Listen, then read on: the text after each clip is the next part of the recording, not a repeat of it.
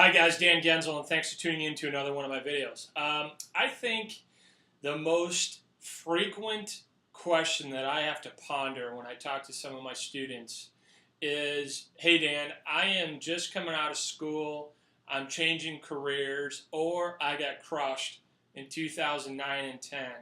How do I get into this game or get back into this game?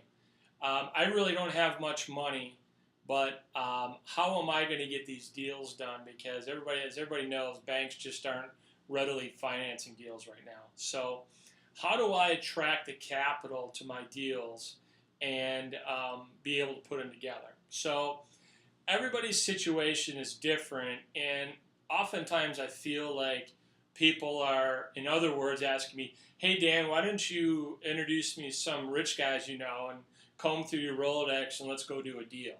And that's just not how I operate, because I really don't know the specific deal wherever it is.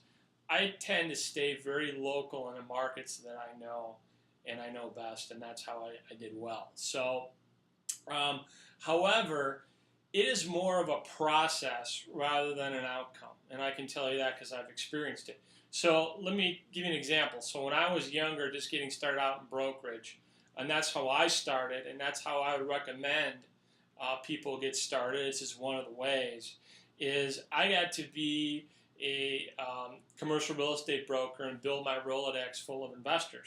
And I earned their trust and respect doing numerous transactions with them where I was just a broker. So over the years, I developed rapport, and then I simply sat a lot of these investors and clients of mine down and said, hey guys, I want to build wealth for myself. And from time to time, I come across deals that I want to do on my own and I want to participate in.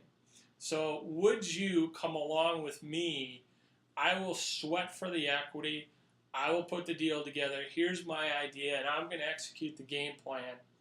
However, I want some ownership interest in the deal, and also I collected fees.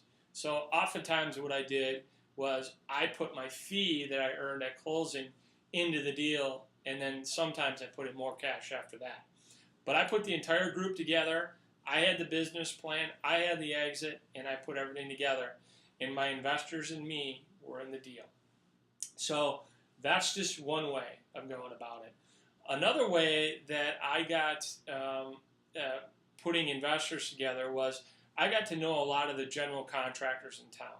And everybody knows how competitive that business is. So when I was a broker, and you don't necessarily need to be a broker, you just have to have a piece of land with a great story and a great idea. I got to develop relationships, and this takes months to do. And where the general contractors really want to build the building and earn the fees that way, but a lot of these contractors were pretty well off, and they also understood investing in real estate. So what I was able to do was tee up developments for these general contractors where I had the idea, I had the tenants, I had the value add creation, they could step in and build it, they were my partners, and we all participated in the cash flow and the back end. So it was a win-win for them, and it was a win-win for me too. So that's just another way you can go about developing sources for investors. And I'll tell you what too, I got to know a lot of bankers in town. And a lot of real estate bankers right now at predominantly community banks aren't doing a heck of a lot of real estate deals.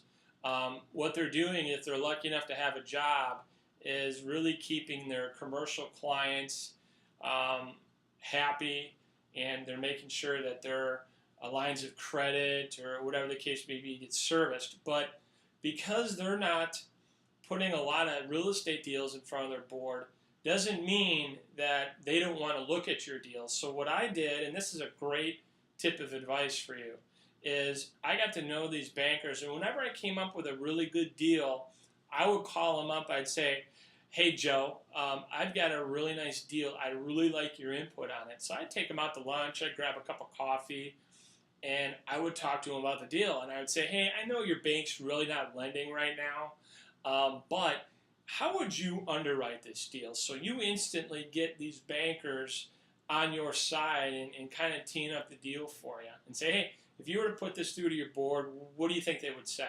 So they take a little bit of ownership of the deal. And then what I would do is, hey, I'll tell you what, I think I'm going to take this thing down, but I need to raise the money from investors. Do you know anybody that are your clients, that are maybe your entrepreneurs that own some widget manufacturing company that would be interested in talking to me about this type of opportunity and may have some money set aside to put into real estate deals? And I'll tell you what, guys, more often than not, the bankers really sat there and started thinking about and putting down a couple names and making introductions. So that worked really well for me, and I think you should jump right on that and start reaching out to these bankers because they're a wealth of information. So those are just a few tips of advice on how to raise some money. I've got plenty more where that came from. So you're really going to get to see in some of my coaching and my courses that there's a litany of different sources to find investors. And in closing, what I'll tell you is you are more closer than you think to investors to fund your deals. So, hey, thanks for watching the video, and make sure you watch out for the ones coming down the road.